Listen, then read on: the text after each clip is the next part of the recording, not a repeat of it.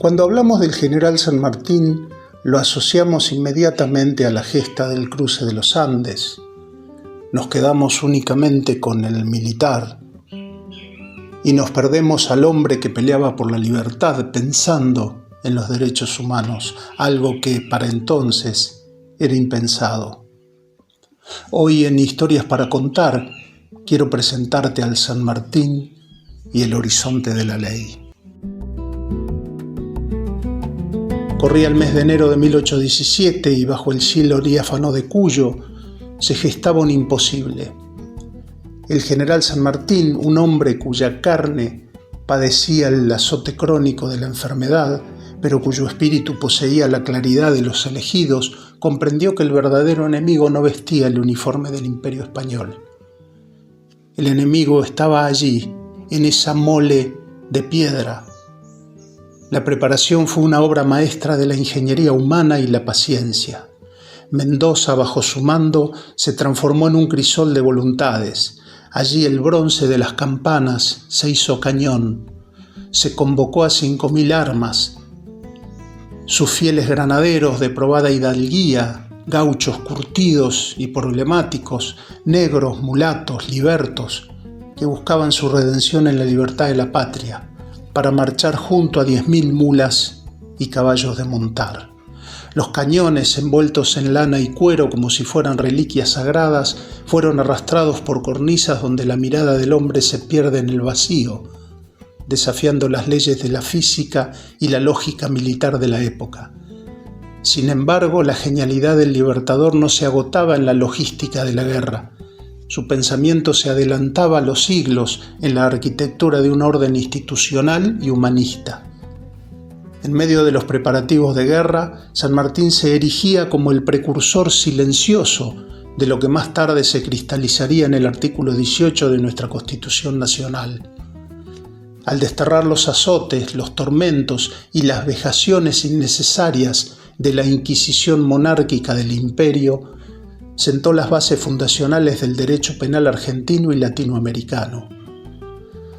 Iniciando en Mendoza y terminando de modelar la idea en Perú, cambió de raíz el paradigma del trato hacia los privados de la libertad, comprendiendo que la dignidad humana era y es un derecho inalienable que no se extingue tras los muros de una celda.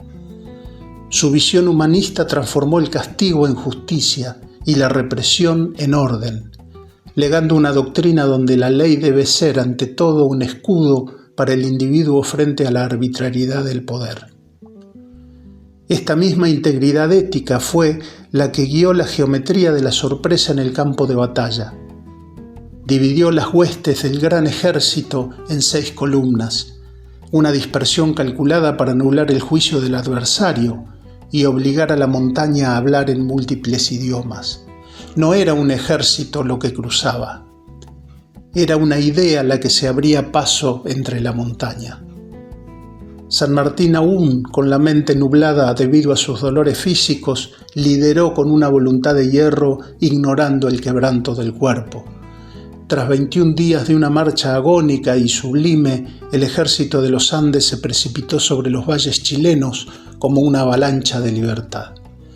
La sorpresa en Chacabuco no fue solo una táctica, fue el triunfo definitivo de la inteligencia sobre la fuerza bruta, de la organización sobre el caos. Aquella hazaña permanece hoy no solo como un hito castrense superior a los de la antigüedad, sino como la prueba irrefutable de que, cuando el fin es la libertad y el respeto por el derecho, la materia siempre se rinde ante la mente. Por eso concluyo en que la impronta de San Martín en el derecho penal no fue un accidente de la historia, sino la proyección de una ética republicana inquebrantable. Al prohibir el uso de grilletes, cadenas y azotes en las cárceles bajo su jurisdicción, el libertador estaba demostrando una revolución moral. Aquel principio de que las cárceles de la nación serán sanas y limpias para seguridad y no para castigo de los reos detenidos en ellas, que nuestra Carta Magna consagraría en 1853, ya palpitaban los bandos y reglamentos sanmartinianos de 1814 y 1816.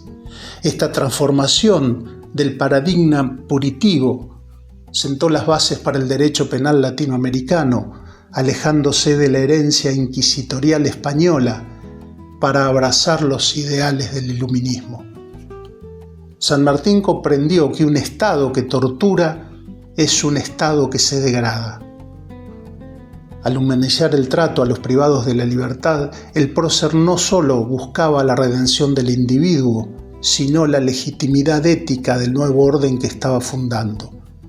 El reo dejaba de ser un objeto de la venganza pública para convertirse en un sujeto de derecho, un concepto que armoniza perfectamente con su decisión de incluir a los libertos en el ejército.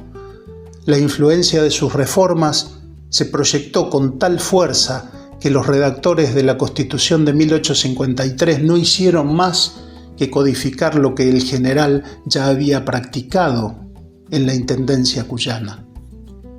Su pensamiento jurídico es el hilo invisible que conecta la ilustración europea con la realidad institucional de nuestras naciones.